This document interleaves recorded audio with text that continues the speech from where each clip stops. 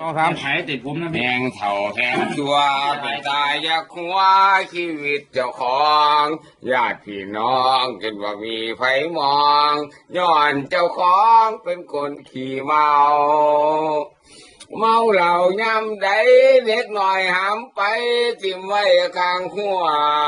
คนเห็นบางคนก็อยากคว้าบางคนก็ว่าตัวนี่แหละขี้เมาแต่ก่อนแต่หลังเป็นนี้ยังคือพอเป็นจังสียำญาติพี่น้องกลับมาบ้านแต่ละทีจักน้องจักพี่ถามกันแซวแซวถอนแล้วบ่อายเห็นย่างกายห้องได้กันแซวแซวสู้มือบ่คือเก่าฉันแล้วบ่จะอยากได้แนวแห้งแบบก็แห้งสัวนี่แหละหนอคนยามยากจนว่ามีคนเขามองทุกคนมาว่าดีมีจังหวะพี่น้องมาถึงเจ้าของกักแห่งแต่ละหนอจึงแต่งเป็นเพลงจากใจจริงของคนสื่อสา